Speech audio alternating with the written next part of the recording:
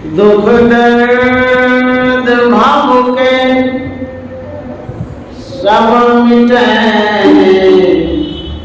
सतगुरु चरण नित्य से दुख दर्द भाव के सब मिटे, सतगुरु चरण नित्य से गुरु भक्ति बिन कछु ना बने। मेरी सकल संतन कही गुरु भक्ति बिन कछु ना बने। श्री सद्गुरु महाराज की जय। परमाराध्य सद्गुरु महाराज गुरुदेव महर्षि संत सेवी परमहंस जी महाराज कटिहार आश्रम में उपस्थित प्रबुद्ध सत्संग प्रेमी महानुभाव माता एवं बहनों, यहाँ मंगलवार को साप्ताहिक सत्संग होता है, लेकिन आज गुरुवार है। इस सत्संग का विशेष कारण है कि श्रीमान आदरणीय निर्मल डालमिया बाबू द्वारा यह आयोजित सत्संग है और गुरु भक्ति ने श्रीमती मंजू डालमिया द्वारा यह सत्संग किया जा रहा है। दोनों दंपत्ति के लिए शुभकामना मंगल कामना करता हूँ। श्रीमान निर्मल बाबू बड़े ही गुरु भक्त हैं, महर्षि संत सेवी परमहंस जी महाराज के बहुत निकटवर्ती रहे हैं। और जब मैं महर्षि संत सेवी परमहंस जी महाराज की सेवा में था, ये बराबर वहाँ जाते थे और कमरे के अंदर में जो भी आवश्यक सेवाएं होती थी वह निर्मल बाबू किया करते थे, ऐसा मैंने देखा है। और जो मंजूबाई हैं, इनके भी अंदर में बड़ी श्रद्धा देखी गई थी और गुरुदेव महर्षि संत सेवी जी महाराज की सेवा में ये अपने हाथ से विविध व्यंजन बना के ले जाती थी। मुझे याद है ये रसगुल्ला अपने हाथ से बना के ले जाती थी तो गुरुदेव स्वीकार करते थे और खाते भी थे। बहुत तरह की सामग्री सेवा भावना से गुरुदेव के पास ले जाती थी और इनकी श्रद्धा भक्ति का सम्मान करते हुए उस सामग्री को गुरुदेव स्वीकार करते थे और इनको बेटी की तरह स्थान दिया करते थे। गुरुदेव मानते भी थे। विशेष लगाव इसलिए रहा कि मनिहारी में इनका घर रहा है, आश्रम के आसपास में, और गुरुदेव के निकट आना जाना होता रहता था। और इनके पूर्व जन्म का संस्कार कहिए या भाग्य कहिए, जो ऐसे महापुरुषों का आशीर्वाद मिलता रहा। ऐसे गुरुभक्त गुरु भक्ति ये दोनों दंपत्ति हुए हैं। श्री का मतलब होता है श्रेष्ठ। जो बड़े होते हैं उनके नाम के पूर्व श्री दिया जाता है, श्रीमान। और श्रीमती, श्री में श्रेष्ठ तो है ही, मति का अर्थ होता है बुद्धि। पर्यायवाची शब्द में जब बुद्धि का अर्थ हमने पढ़ा तो बहुत अर्थों में मति भी एक बुद्धि है। जैसे बुद्धि, मति, विवेक, ज्ञान, विज्ञान, ये सब बुद्धि का ही पर्यायवाची शब्द है।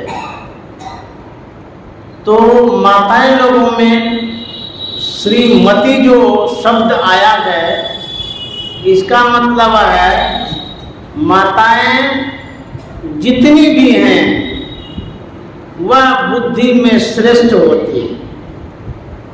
उनके पास बहुत बुद्धि होती है।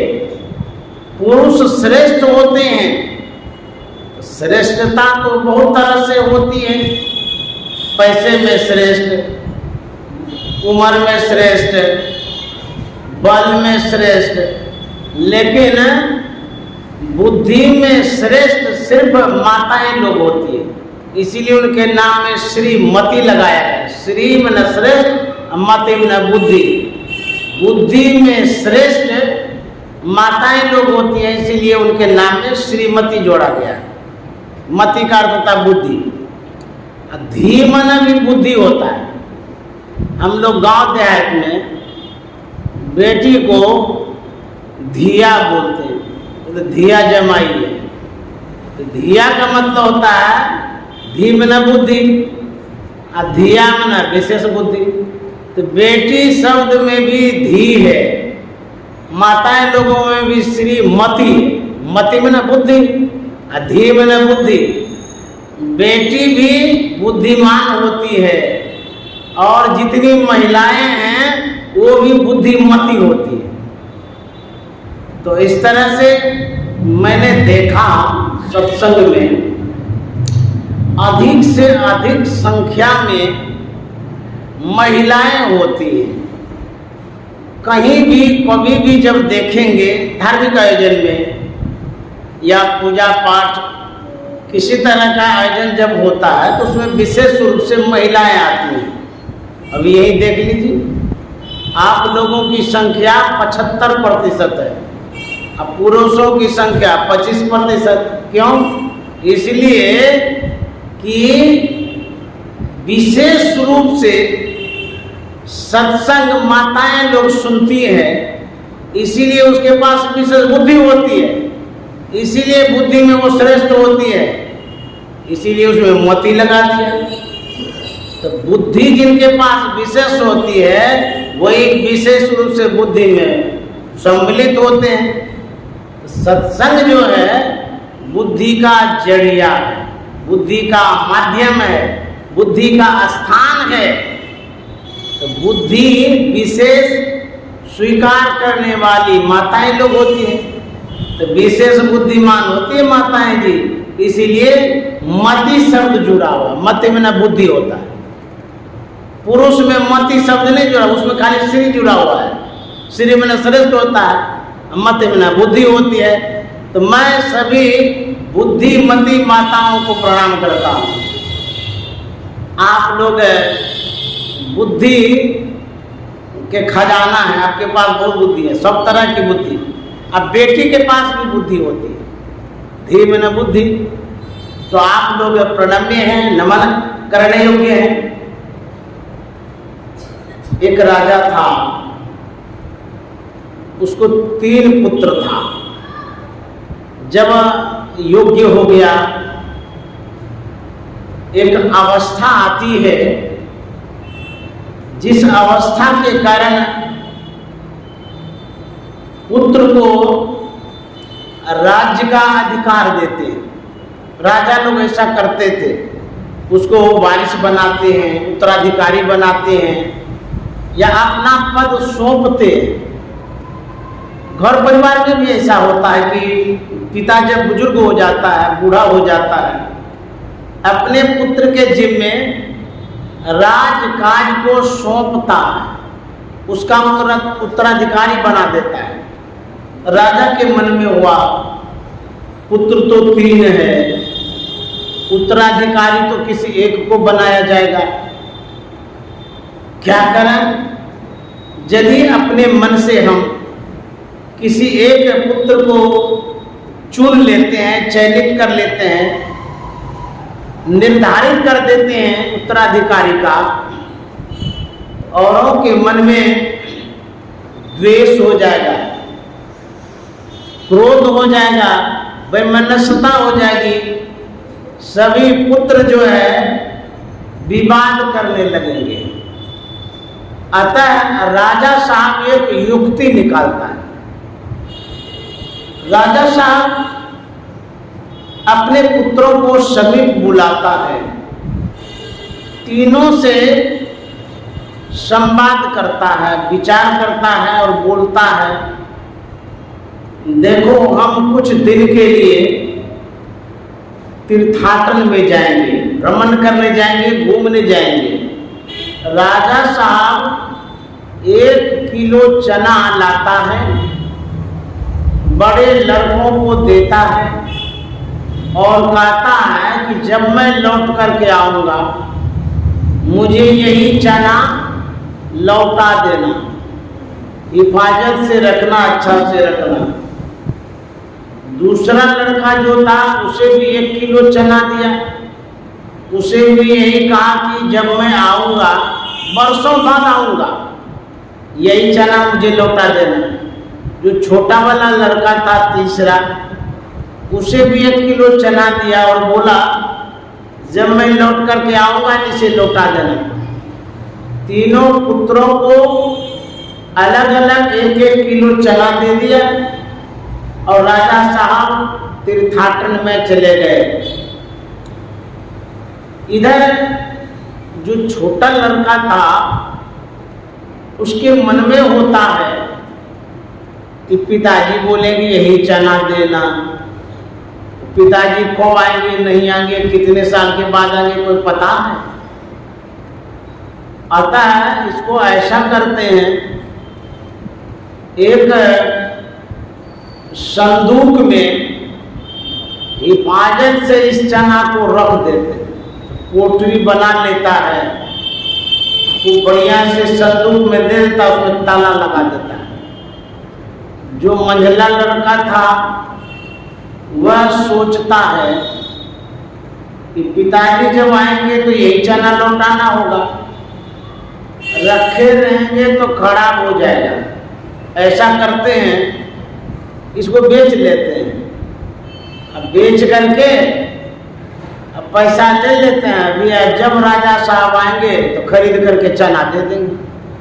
वह दुकान में जाता है, चना बेच देता है, पैसा रख लिया। तीसरा लड़का जो था, बड़ा लड़का, वह सोचता है कि पिताजी इसी चना को बोले हैं कि लेंगे, इसको किस तरह से रखें जो पिताजी को ये अमानत लौटाना पड़े। वह सोचने लगा, रखेंगे ऐसे तो खराब हो जाएगा, ऐसा करते हैं इस चना को बो देते। खेत में 1 किलो चना बो दिया, समय पर बहुत चना हो गया। फिर उस चना को तैयार करके और खेत में बो दिया, तो जितना बार वो बोता था तो ढेर चना हो जाता था। 2-3 साल में कितना कुंटल हो गया। राजा साहब आए, सभी लड़कों से बारी बारी से कहा कि चना लौटाओ। छोटे लड़के से कहा गया कि चना लौटाओ, वह गया दौड़ते हुए संदूक में खोजने के लिए। संदूक जैसे खोलता है, जब पोटली खोलता है तो उसमें पाउडर मिला, क्योंकि सब कीड़ा जो है ना खा गया था, कुछ बचा ही नहीं था। वही पोटली ला करके राजा साहब को देता है। तो बोले अरे चना कहाँ? बोले कीड़ा खा गया। क्यों? हम बांध करके बढ़िया से रखे थे, आप 2-3 साल बाद आए हैं, तब तक में सब भून गया, खत्म हो गया। दूसरे लड़का से कहा कि चना लाओ। वह दुकान में गया, 1 किलो चना खरीद करके ले आया। बोला कि ये लीजिए चना। बोले कि जो मैंने चना दिया था रखने वही है? बोले नहीं। तब बोले दुकान से खरीद करके लाए। बोले मैंने तो कहा था मेरा चना लौटा के देना, है तो मेरा नहीं है। तो बोले कि हम इसको रखते ये तो खराब हो जाता, आपको चना ही तो चाहिए, चना ले लीजिए। बोले नहीं, हमको वही चना चाहिए जो मैंने दिया था। बोले वो कैसे रखते, इतना दिन तक कोई रखता है, खराब हो जाएगा। तीसरे लड़के से कहा कि चना लाओ। बोले पिताजी मेरे साथ चलिए। बोले अरे चना दिखाने में आपके साथ जाएंगे? बोले हाँ। उसको ले गया गोदाम में, गोदाम में बोरा का छत लगा हुआ था। बोले पिताजी यही आपका चना है। राजा साहब बोले हम तो 1 किलो दिए थे जी। बोले आप 1 किलो दिए थे, अब बोले थे इसको बढ़िया से रखना, लौटा देना। तो मैं सोचने लगा रखूं कैसे, अब पिताजी को यही चना चाहिए तो मैं बो दिया। तो खेत में जो बोया ना 1 किलो से ढेर हो गया। फिर दोबारा उसी को बो दिया, फिर तिबारा उसी को बो दिया। जितना बार बोते गया वो चना बढ़ते ही चला गया। वही चना है ये। राजा साहब ने कहा कि तू ही उत्तराधिकारी का अधिकारी है, तू ही को हम राजा बना रहे हैं और किसी को नहीं बनाएंगे, क्योंकि तुमको जो मैंने चीज दिया था उसे तुमने घटाया नहीं बल्कि बढ़ा दिया है। तू ही राज्य को विकसित कर सकता है, अन्यथा किसी के पास वैसी बुद्धि नहीं है। माताएं तो घर को बढ़ाती है, घर को बनाती है, और बुद्धि जिनके पास होती है वही विकास कर सकता है। अन्यथा संसाधन सबके पास होता है, उस संसाधन को सही ढंग से उपयोग में नहीं ला पाते। संत मत का यह जो समाज है जिसमें हम लोग उपस्थित हैं, यह समाज कैसा है? गोस्वामी जी ने कहा सुजन समाज सकल गुण खानी कर्म प्रणाम जोड़ी जुग पानी। यह जो समाज है जिसमें हम लोग सम्मिलित हैं, कहते हैं यह सुजन समाज। सुमन अच्छा, जन्मन व्यक्ति, अच्छे व्यक्ति का समाज, उसको कहते हैं सुजन समाज। हम लोग जो समूह में हैं यह एक समाज है, लेकिन समूह कैसा है? अच्छे समूह का समाज है, इसीलिए कहा सुजन समाज। और गोस्वामी जी कहते हैं सकल गुण खानी। ये समाज कैसा है? सभी गुणों की खानी है। बुझिए, जो संत समाज है यह सुजन समाज है और सभी गुण की खानी है इसमें। इसीलिए गोस्वामी जी कहते हैं कर्म प्रणाम। ऐसे समाज को मैं प्रणाम करता हूँ। तो हमारे गुरु महाराज ने जो ज्ञान दिया है, तो ज्ञान दिया है बढ़ाने के लिए, बेचने के लिए नहीं दिया है कि जाकर के दुकान में बेच दो। ज्ञान को खराब करने के लिए नहीं दिया है। हम जितने सत्संगी हैं सभी गुरु ज्ञान के उत्तराधिकारी बनेंगे। क्यों? इसलिए कि आपके पास जो अमानत दिया गया है, अमानत को ठीक से बढ़ाइए। जैसे बड़े लड़का जो थे, राजा का बड़ा लड़का, उसने बढ़ा दिया, कितना कुंटल कर दिया। उसी तरह से गुरु महाराज ने जो ज्ञान का बीजारोपण किया है हम सबों के अंदर में, उसको बढ़ाना। अब तब जाकर गुरु महाराज हिसाब मांगेंगे कि बताइए ज्ञान को बढ़ाए आप। प्रचार करके बढ़ाना है, ध्यान करके बढ़ाना है, अध्ययन करके बढ़ाना है, समाज में फैलाना है। तब गुरु महाराज क्या करेंगे? देखेंगे कि ये योग्य सत्संगी है तो उत्तराधिकारी घोषित कर देंगे, यही ज्ञान का प्रचार प्रसार कर सकता है। तो हम लोग गुरु महाराज के शिष्य हैं, सेवक हैं, श्रद्धालु सत्संग प्रेमी हैं, गुरु भक्त हैं। हम लोगों के अंदर में जो ज्ञान दिया गया है उसको बढ़ाना है। तो बढ़ाएंगे कैसे? आपके पास जो विवेक है, जो बुद्धि है, जो ज्ञान है, समझदारी है, उसी आधार पर बढ़ाना है। अन्यथा ज्ञान ले लिए अब कुछ भी नहीं किए तो तब तो फायदा नहीं मिलेगा। इसीलिए सत्संग का जो ज्ञान है इसको बढ़ाना है। एक अमरदास जी महाराज थे, पंजाब के संत हुए। उनके पास बहुत सारे शिष्य थे। सभी शिष्यों में संस्कार डाला गया, शिक्षा दी गई और गुरु का ज्ञान दिया गया। लेकिन गुरु ज्ञान के अधिकारी कौन बनेंगे, इसके लिए तो एक ही आदमी चाहिए, एक ही शिष्य चाहिए। अमरदास जी महाराज के मन में हुआ कि जितने हमारे शिष्य हैं इसकी परीक्षा लेते हैं, जो पास करेगा उसी को उत्तराधिकारी घोषित करेंगे, अन्यथा सबों को तो हम उत्तराधिकारी घोषित नहीं कर सकते। गुरु जो होते हैं, संत जो होते हैं,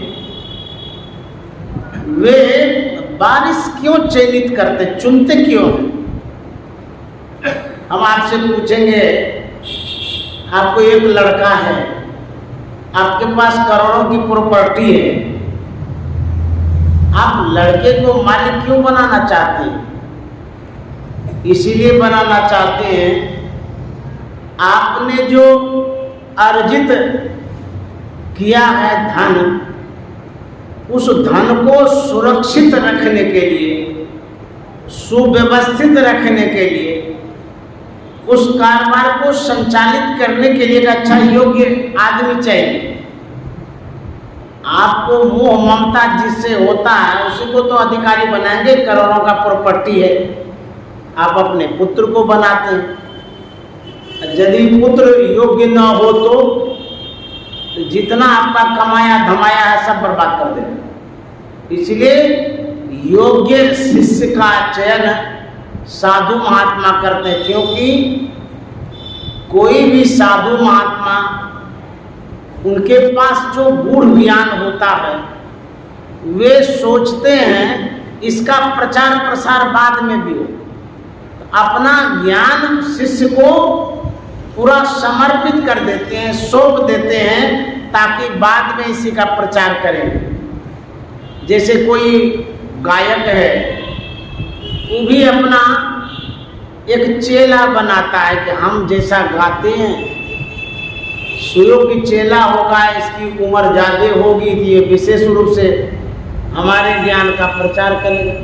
तो सब अपना अपना उत्तराधिकारी चुनता है, क्योंकि वो जैसा चाहता है उसको आगे बढ़ाने के लिए उसको व्यक्ति चाहिए। इसीलिए गुरु भी शिष्य को चुनता है।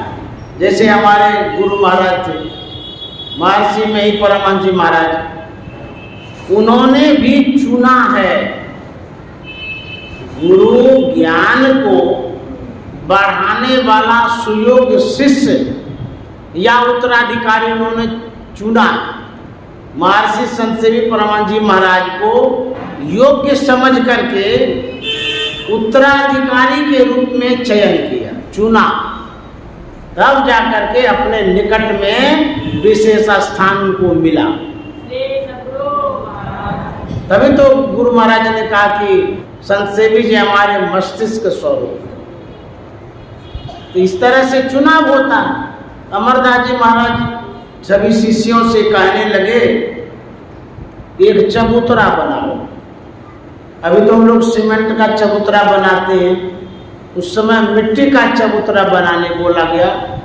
जैसे गोल गोल होता है ना बैठने वाला, उसको चबूतरा बोलते हैं। आज्ञा पाकर के सभी शिष्य चबूतरा बनाने लगे। जब बन करके तैयार हो गया अमरदास जी महाराज निरीक्षण के लिए गए, देखने के लिए गए। देखा भाला सब ठीक ठाक था, लेकिन परीक्षा ले रहे थे। अमरदास जी महाराज ने कहा कि चबूतरा ठीक नहीं है, बिगाड़ दो, उजाड़ दो, तोड़ दो। सब शिष्यों के मन में हुआ कि चबूतरा बनाने में गलती हो गई होगी, अच्छा नहीं बना होगा, इसीलिए बोले तोड़ने के लिए। सबको तोड़ दिया, बोले फिर से बनाओ। फिर से शुरू किया बनाना, बनाते बनाते फिर बन गया। फिर अमरदास जी महाराज गए देखने के लिए, देखते ठीक ठाक है, लेकिन फिर भी बोले नहीं नहीं तोड़ दो, ये ठीक नहीं है। फिर तोड़वा दिए। शिष्य बनाते जा रहा था और अमरदास जी महाराज तोड़वाते जा रहे थे। देखिए, हम लोग शिष्य हैं सदगुरु महाराज के, हम लोग सेवक हैं सदगुरु महाराज के। मैं सबों के लिए बोल रहा हूँ, हम लोग भक्त हैं सदगुरु महाराज के, चाहे वो गृहस्थ हो या विरक्त हो, सबके सब शिष्य हैं, सबके सब सेवक हैं। ऐसा न समझना चाहिए कि जिसने सदगुरु महाराज का चरण दबाया वही सेवक है, जिसने हाथ से भोजन कराया वही सेवक है, जिसने कपड़ा धोया वही सेवक है, झाड़ू पोछा किया वही सेवक है, वह भी सेवक हैं। लेकिन हम आप भी सेवक हैं। कहेंगे कैसे? आज्ञा सम न साहिब सेवा। सदगुरु की आज्ञा का जो पालन करते हैं, सदगुरु की आप सेवा करते हैं। जो सत्संग करते हैं वो भी सेवा कर रहे हैं, क्योंकि सदगुरु महाराज की आज्ञा है सत्संग करो। जो ध्यान करते हैं वो भी आज्ञा का पालन करते हैं, क्योंकि गुरु महाराज का आज्ञा है कि ध्यान करो। आज्ञा का पालन करने वाला सेवक होता है। हम लोग सत्संग करने वाले सेवक हैं, ध्यान करने वाले सेवक हैं, प्रचार करने वाले सेवक हैं। इस तरह से हम सभी सेवक हैं। अमरदास जी महाराज जब तोड़वाते जा रहे थे, कुछ शिष्यों के मन में शंका हो गया।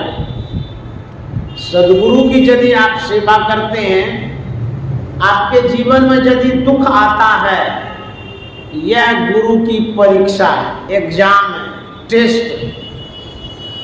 आप के लिए परीक्षा टफ होती है, बड़ी कठिन होती है, दिक्कत वाली होती है। यदि सरल सुगम हो तो सब कोई पास कर जाएंगे। तो गुरु भक्ति की जो परीक्षा होती है वह विपरीत परिस्थिति वाली होती है। शिष्य को, श्रद्धालु सत्संग प्रेमी को तो समझ में ही नहीं आता। जब परीक्षा होने लगती है घबरा जाते हैं, बेचैन हो जाते हैं, डरने लगते हैं। ये गुरु महाराज, ये कौन सी परीक्षा हो गई, इतनी विपत्ति आ गई, इतना कष्ट पर कष्ट आ रहा, कैसे हम सहेंगे, हम में क्षमता नहीं है, बुद्धि काम नहीं कर रही है। ऐसा लोग सोचने लगते हैं। जब टफ परीक्षा कोई देता है, जैसे IAS, IPS की जो परीक्षाएं होती हैं, बड़ा टफ, बड़ा कठिन, बड़ा दिक्कत वाली, जो पास कर जाता है घर ही रहो, IAS बन गया है। जो बना उससे पूछिए कि खून पसीना एक करके बना, ऐसे थोड़ा बन गया है। भोजन पानी सबका त्याग किया, सोने का त्याग किया, रात दिन पढ़ने में लगे रहे, तब ना IAS IPS बने।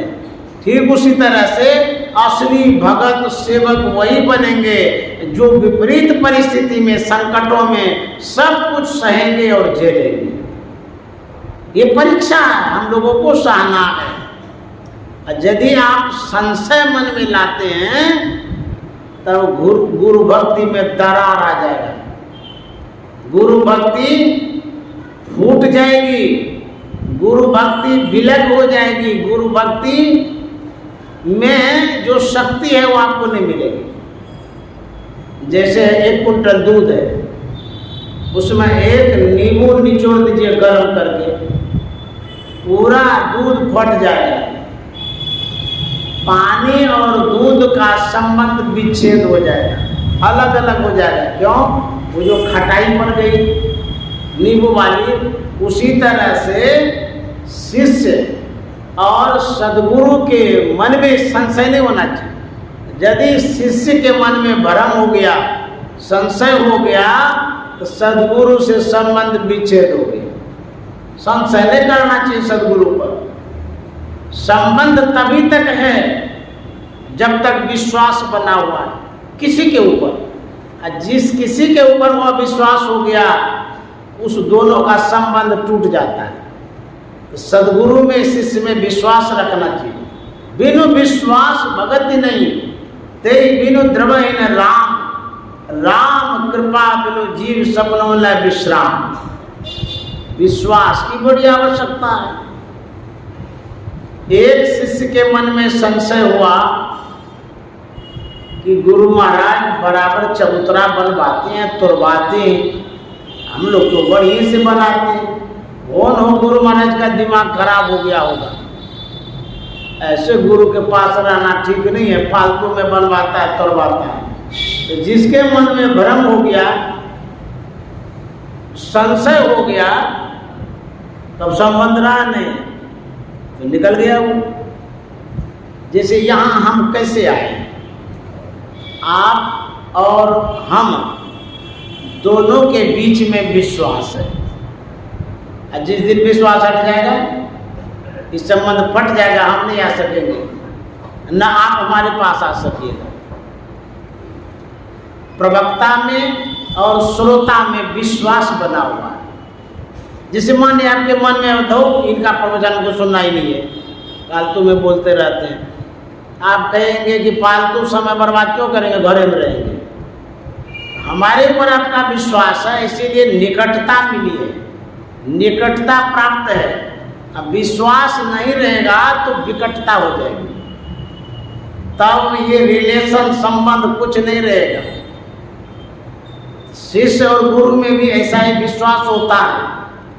एक चला गया, दो चला गया, तीन चला गया, जिनके जिनके मन में संशय होते गया, वो सेवा छोड़ करके अपने गंतव्य की ओर चलते चला गया।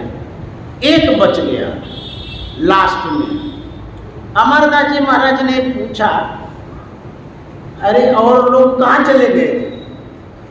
बोले कि सब अपने अपने घर की ओर चले गए। बोले क्यों? बोले सभी शिष्य कह रहे थे कि हम तो चबूतरा बढ़िया बनाते हैं, और गुरु महाराज जानबूझ करके तुरवाते रहते हैं, परेशान करते रहते हैं। गुरु महाराज का दिमाग खराब हो गया है, इसीलिए हम नहीं रहेंगे सेवा में, सब चले गए। बोले तुमसे भी तो बनवाते रहे, तुम क्यों नहीं जा रहे हो? उस शिष्य ने कहा कि गुरुदेव, यदि आप जीवन पर्यंत चबूतरा बनवाते रहेंगे, तुरवाते रहेंगे, मैं यह सेवा जीवन पर्यंत करता रहूंगा, और आपके चरणों को छोड़ करके और कहीं जगह में कहाँ जाऊंगा। उसी शिष्य को अमरदास जी महाराज ने गुरु गद्दी दिया था। बोले तो ही योग्य है। जब तुमको इतना दृढ़ विश्वास है, कहीं नहीं जा सकता है, सुख में, दुख में, हानि में, लाभ में, किसी भी परिस्थिति में तुम यदि हमको नहीं छोड़ सकता है, तू ही योग्य शिष्य है, तू ही उत्तराधिकारी के योग्य है। यदि आप सच्चे सद्गुरु को पकड़े, आप विश्वास करके रहिए, जीवन में सुख दुख आता ही रहता है। भले आप भजन नहीं कर पाते, ध्यान उतना नहीं कर पाते, लेकिन मन में विश्वास तो है कि हमारे सच्चे सद्गुरु हैं, सामर्थ्यवान सद्गुरु हैं। ऐसा समय आएगा जिस समय आप शरीर छोड़ेंगे, सद्गुरु पर जो आप विश्वास रखेंगे, उस विश्वास के कारण सद्गुरु महाराज आपको सद्गति प्रदान करेंगे। जब कोई रेगुलर स्टूडेंट होता है, बराबर क्लास करता है, बराबर क्लास करने के कारण टीचर पहचान जाता है कि ये रेगुलर विद्यार्थी बराबर पढ़ने के लिए आता है। जब परीक्षा देता है वह विद्यार्थी, तो किसी कारणवश एक नंबर से वो फेल होने वाला होता है। एग्जामिनर के मन में होता है, जो कॉपी सहता है उसके मन में होता है, अरे ये तो बड़ा रेगुलर विद्यार्थी है, बड़ा अच्छा विद्यार्थी है, ये एक नंबर से फिसल रहा है, भले ये ठीक से नहीं लिखा है लेकिन एक नंबर से इसको हम अपने पावर से पास करेंगे, क्योंकि ये बराबर आता है, इस कारण से इसको पास करेंगे, उसको पास कर देता है। ठीक उसी तरह से यदि हम सदगुरु के दरबार में हाजिरी देते रहेंगे, सत्संग सुनते रहेंगे, भजन करते रहेंगे, भले भजन उतना नहीं कर पाते हैं जिससे कि हमको मोक्ष और मुक्ति मिले, लेकिन जिस समय शरीर छूटने लगेगा सदगुरु महाराज देखेंगे कि बराबर सत्संग करते थे, इसको जो है ना नरक की ओर नहीं स्वर्ग की ओर प्रस्थान करेंगे। सदगुरु का स्पेशल पावर है, शक्ति है, इसीलिए विश्वास करके रहना चाहिए, चलना चाहिए। एक महात्मा था, अपने सेवकों के साथ कहीं यात्रा में निकल पड़ा। जाते जाते रास्ते में नदी पड़ी, नदी पार करनी थी। गुरुजी आगे आगे, चेलाराम पीछे पीछे था। तो जो नदी में प्रवेश किया तो नदी में धाराएं चल रही थी, गुरुजी का पैर लड़खड़ाने लगा। पीछे पीछे आ रहे शिष्यों से गुरुजी ने कहा, मेरी बाँह को पकड़ो, नहीं तो मैं इस धारा में बह जाऊंगा। चेलाराम सिर्फ सुन लिया, कुछ नहीं किया। गुरुजी फिर आगे बढ़े, फिर महात्मा ने कहा कि मेरी बाँह को पकड़ो, नहीं तो मैं इस धारा में बह जाऊंगा। फिर चेलाराम सुन लिया, कुछ नहीं किया। फिर आगे बढ़े, कुछ दूर गए, गुरुजी ने कहा कि मेरी बाँह को पकड़ो, नहीं तो मैं बह जाऊंगा। चेलाराम फिर भी कुछ नहीं किया। गुरुजी को गुस्सा आ गया कि हम कहते हैं बाँह को पकड़, नहीं कुछ नहीं बोलता है, ना पकड़ता है, कैसा बेवकूफ है। चेलवा का बाँह पकड़ लिया गुरुजी, घींचते घींचते घींचते सूखी जमीन में जाके पटक दिया। बोला, रे ना तुम बोलता है ना बाँह को पकड़ता, तुमको क्या हो गया? मैं डूब जाऊंगा तो काहे बाँह पकड़ा? तब चेलवा कहता है, गुरुदेव ये तो छोटी मोटी नदियां हैं, आप तो भव सागर से पार करते हैं, मुझको विश्वास है ना आप डूबेंगे ना डूबने देंगे, इसी विश्वास से आपका बाँह नहीं। सदगुरु करुण कर तर ठार, धर में ही जावे पार में। हम सदगुरु पर विश्वास रखें।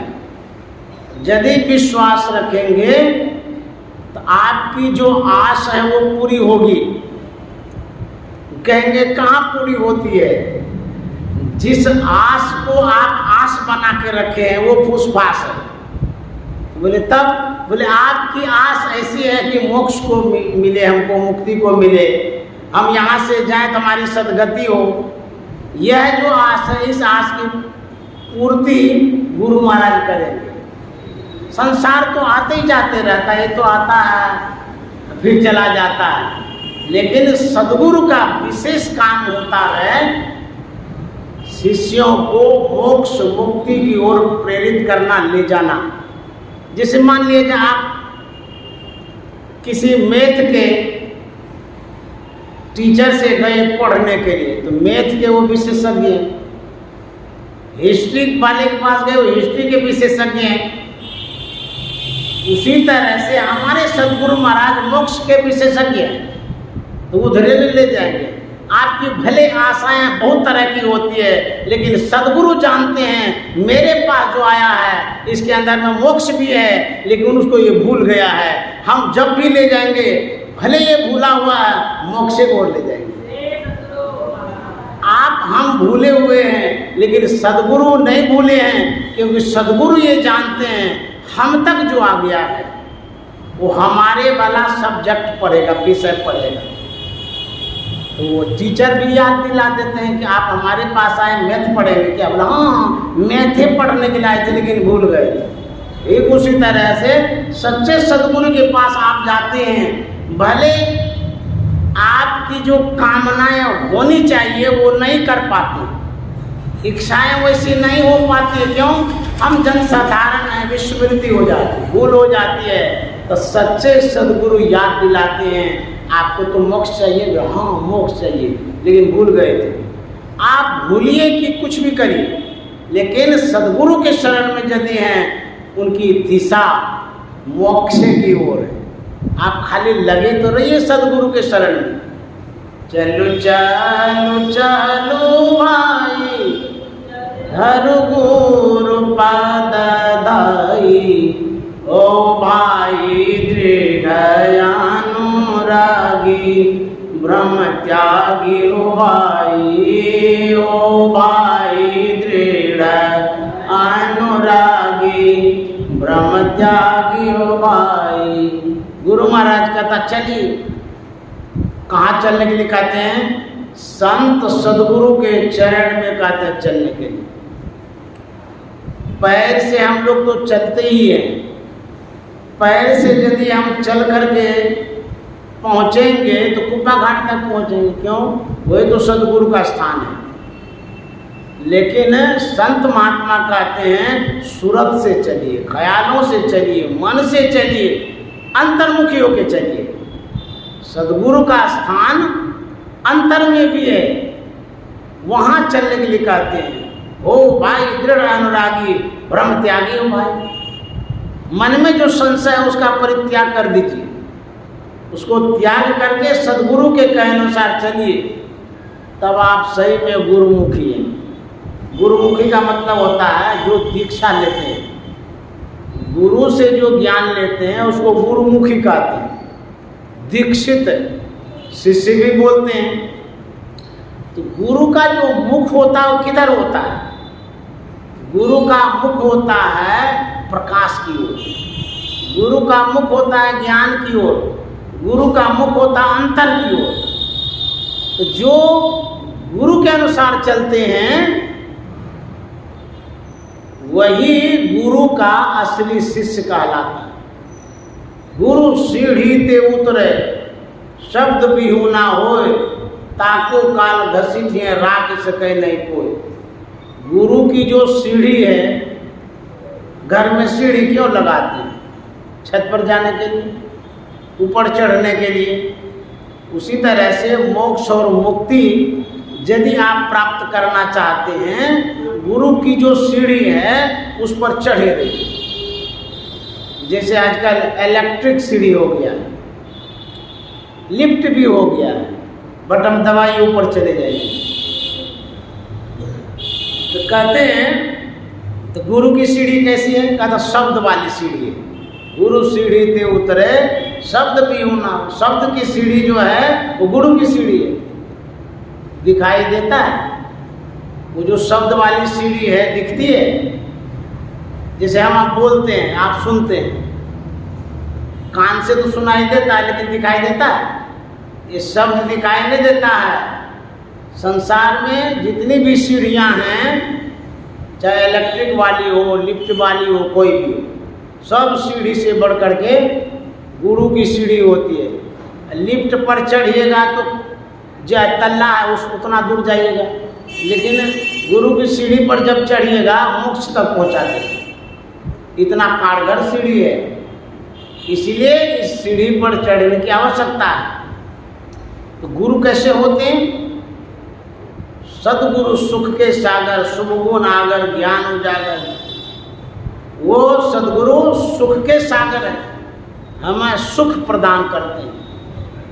मुद मंगल में संत समाज, मुद मन खुशी, अब मंगल में जीवन में जो मंगल चाहते हैं, खुशी और मंगल प्रदान करने वाला सद्गुरु होता है। सद्गुरु खुशी और मंगल प्रदान करते हैं, इसलिए सद्गुरु के कहे अनुसार आप करिए और चलिए।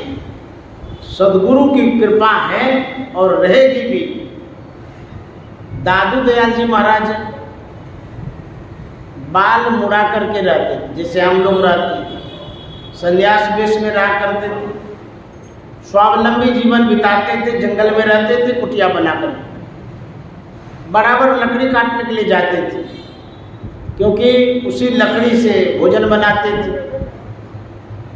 एक राजा था जिनको पता चल गया कि यहाँ एक बड़े अच्छे संत रहते हैं, दर्शन प्रसन्न करना चाहिए, संत महात्मा के पास जाना चाहिए।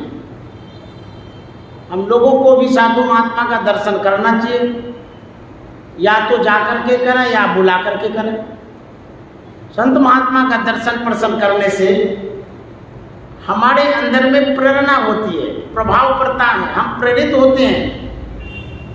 मन भजन करने के लिए सोचने लगता है। यदि संत महात्मा का दर्शन करते हैं, ऐसी प्रेरणा मिलती है कि आपके अंदर में विरक्ति होती, वैराग्य होता है, त्याग की भावना जागृत होती है, इसीलिए दर्शन करना चाहिए। तो राजा साहब घोड़ा पर चढ़ करके आ रहे थे। दादू दयाल जी महाराज जंगल में लकड़ी काटने गए थे। जिस रास्ते पर लकड़ी काट रहे थे, उसी रास्ते होकर के वह राजा साहब घोड़ा पर सवार होकर के आ रहा था। पुराने जमाने में जब बाल मुड़ा हुआ कोई मिलता था तो बोलते थे कि यात्रा खराब हो गई, मथमुंडा मिल गया, बेलमुंडा मिल गया, यात्रा खराब हो गया। तो राजा साहब ने देखा कि मथमुंडा आदमी मिल गया, यात्रा खराब हो गया। तो दादू दयाल जी महाराज के पास करीब गए, हाथ में चाबुक था, और चाबुक से दादू दयाल जी महाराज के माथे को ठोक करके कहता है, मथमुंडे बताओ दादू दयाल की कुटिया किधर है। जान गए कि हमसे मिलने जा रहे, तो बता दिए कि ऐसे ऐसे चले गए। वो चाबुक से जो मारा ना, माथे में चिन्ह हो गया, फूट गया। तो दादू दयाल जी महाराज तेजी से गए, पीछे से कुटिया में प्रवेश किए, तैयार हो करके राजा साहब के सामने उपस्थित हो गए। तो जैसे ही उपस्थित हुए तो राजा साहब देखता रहे तो वही संत हैं जिनको हमने कोड़ा से मारा। धराम से गिर गए चरणों में, बोले कि महाराज हमसे बड़ी भूल हो गई, क्षमा कर दीजिए, गलती हो गई, हमने कोड़ा से आपको मारा। संत कैसे होते हैं वही बतला रहे। दादू दयाल जी महाराज उठा लिए, छाती से लगाए, बोले नहीं कोई बात नहीं है। जब गांव देहात की महिलाएं मिट्टी की घड़ा खरीदने के लिए जाती है तो उसको ठोक बजा करके खरीदती है, कहीं मशक तो नहीं है घड़ा में, टूटा हुआ तो नहीं है, 2-4 पैसे की घड़ा है, उसको ठोक बजा करके वो खरीदती है। अरे तू तो पूरा जीवन देने के लिए आया, तू तो गुरु करने आया, तो गुरु को थोड़ा ठोक बजा के ही करना चाहिए। तुम्हारी कोई गलती नहीं है, वो तो पुराने जमाने के गुरुजी थे, उसको ठोक बजा लिए तो कुछ नहीं बोला। हमारे जैसे गुरुजी को यदि ठोकिएगा तो हम भी ठोक देंगे, छोड़ेंगे नहीं। तो गुरु कैसे होते हैं, कितने सहनशील होते हैं, बड़े सहनशील होते हैं, महान होते हैं। इसलिए ऐसे गुरु के शरण में जाने से हमारा कल्याण होगा। अब मैं उपराम की ओर आ रहा हूँ, विराम की ओर आ हूँ, विराम ही कर दूंगा, थोड़ा सा सुन लीजिए। और गुरु महाराज का एक पद्य है, तुमरो विरद गुरु है पतितन को तार, अपनो विरद राखी में ही निभाना, गुरुमम सूरत को गगन पर चढ़ाना। यह जो शब्द है, इन्हीं शब्दों पर आपका ध्यान आकर्षित करना चाहता हूँ। आप ध्यान से सुनिए। गुरु महाराज कहते हैं, हे गुरुदेव, हमारी जो सूरत है उसको अंतराकाश में चढ़ा दीजिए, ऊपर चढ़ा दीजिए, क्योंकि हम ध्यान करते हैं, हमारी सूरत निम्नगामी हो जाती है, गिर जाती है, पसर जाती है, विषय में फैल जाती है, हमारा ख्याल पसर जाता है, ऊपर चढ़, हमारी सूरत चढ़ती ही नहीं ऊपर, आँख से बाहर चली जाती है। कहते हैं गगन पर चढ़ाना। और गुरु महाराज को कठिनाई क्या है? गुरु महाराज जो प्रार्थना करते हैं कि हमको सहयोग करिए, मदद करिए, हेल्प करिए, हमारी सूरत को ऊपर कर दीजिए। देखिए, आप जो प्रार्थना करते हैं उससे भी प्रभाव पड़ता है साधन में, ध्यान में। हमको हेल्प मिलता है, अपने से तो करते ही है, लेकिन प्रार्थना करते हैं तो उससे भी गुरु सुनते हैं। तो गुरु महाराज कहते हैं अपनी किरण का सहारा गाकर परम तेजोमय रूप अपना दिखाना, आपकी जो अपनी किरण है उसको दिखा दीजिए, उसी का हमको हेल्प कर दीजिए, सहारा कर दीजिए। तो गुरु महाराज के जीवन में कठिनाई क्या आ रही थी? कहते साधन भजनहीन मौसम न को, मैं जो साधन करता हूँ, भजन करता हूँ, उसमें अपने आप को स्ट्रांग मजबूत नहीं पाता हूँ, फिसल जाता हूँ, गिर जाता हूँ। यह हमारी कमजोरी है। क्यों कमजोरी आ गई? गुरु महाराज कहते हैं पापों के संस्कार। हम प्रयास तो करते हैं, बैठते भी हैं, प्रयास भी करते हैं, जितना हमारे पास सामर्थ्य है, बल है, जो कुछ भी बचा हुआ शेष स्वास्थ्य है, उसी के अनुरूप हम प्रयास करते हैं। लेकिन जो संस्कार है, कौन? पहले वाला संस्कार, पापों के संस्कार जन्मों के मेरे। संस्कार भी बड़ा पीछा करता है, बुरा संस्कार होता है, हम प्रयास तो करते हैं, वो हमको गिरा देता है। हम अच्छे गुरु के शरण में आते तो हैं, लेकिन वो संस्कार पीछा करके गिरा देता है। प्रयास भी विफल हो जाता है खराब संस्कार के कारण। प्रार्थना में भी विशेष जोर देना पड़ता है, क्योंकि पिछले जन्म का कुसंस्कार है, इसीलिए प्रार्थना जल्दी नहीं सुनी जाती। तो संस्कार भी परेशान करता है। गुरु महाराज कहते हैं पापों के संस्कार जन्मों के मेरे हैं, जो दया कर क्षमा कर मिटाना, गुरुमम सूरत को गगन पर चढ़ाना। इतना कहते कहते गुरु महाराज कहते हैं कि तुमरो विरध गुरु है पतितन को तार। हे गुरुदेव, मैं प्रयास करता हूँ, सफलता नहीं मिलती है, मैं साधन भजन में हीन हूँ, संस्कार भी अच्छा नहीं है। लेकिन एक बात का याद दिलाते, देखिए गुरु महाराज अपने गुरु को याद दिलाते क्या? हे गुरुदेव, आपने तो प्रतिज्ञा लिया है कि पतितों का उद्धार करेंगे। यदि सब के सब अपने प्रयास से ही शुद्ध हो जाएंगे, पवित्र हो जाएंगे, मोक्ष पा लेंगे, मुक्ति को पा लेंगे, सब पुण्यात्मा धर्मात्मा हो जाएंगे, कोई पतित तो रहेंगे नहीं, फिर आपकी जो भूमिका है, आपका जो काम है, पतितों का उद्धार करेंगे। जो पतित रहेगा उसी का आप उद्धार करेंगे। तो प्रयास तो हम करते हैं, हमारे अंदर में पतित वाली भावनाएं रह जाती है, तो हम जो विफल हो जाते हैं, हमारे जैसे पतितों का उद्धार आपको करना होगा, क्योंकि आपने प्रतिज्ञा लिया है, शपथ लिया कि पतितों का उद्धार करेंगे। इसलिए अपनी प्रतिज्ञा की प्रतिष्ठा रखने के लिए पतितों का उद्धार आपको करना होगा। हमें घबराना नहीं है, हमको जितना प्रयास करना है सो तो करवे करेंगे। लेकिन गुरु महाराज ने जो प्रतिज्ञा लिया है तो मैं पतितों का उद्धार करूंगा, तो जो शेष उद्धार करने में बाकी रहेगा, ये सदगुरु की भूमिका, उसका अपना काम है, वो उनको भी करने दीजिए। सब काम हम ही कर लेंगे, फिर गुरु महाराज क्या करेंगे? अरे जो रह रहा है तो रहने दीजिए, वो गुरु महाराज के लिए रह रहा है। इसीलिए नहीं मोक्ष को प्राप्त कर पाए तो कोई बात नहीं है, मोक्ष दिलाने के लिए जो प्रतिज्ञा करके गुरु महाराज बैठे हैं, वो अपना काम करते रहेंगे। श्री सद्गुरु, हम भक्तों को घबराना नहीं है, प्रयास करना है, प्रार्थना करना है, सत्संग करना, कराना है। आज का जो सत्संग रहा, ये आदरणीय निर्मल बाबू के द्वारा और गुरु भक्ति ने मंजू डालमिया के द्वारा, तो इन दोनों को बहुत बहुत साधुवाद, शुभकामना है। इन दोनों दंपत्ति ने सत्संग कराया, आप लोग इसमें सम्मिलित हुए, आप लोगों को भी बहुत बहुत साधुवाद है। यहाँ मैं देखता हूँ, चाहे मंगल हो या बुध हो कि बृहस्पति हो, जब भी सत्संग होता है आप लोग ऐसे आते हैं जैसे कि दरिया में बाढ़ आ जाती है। इतने अच्छे आप लोग श्रोता हैं, बाढ़ के तरह बह करके सत्संग रूपी दरिया में आ जाते हैं, आप खूब डुबकी लगाता है, चाहे कोई भी दिन हो। तो मैं सबों को नमन करता हूँ। श्री सद्गुरु महाराज की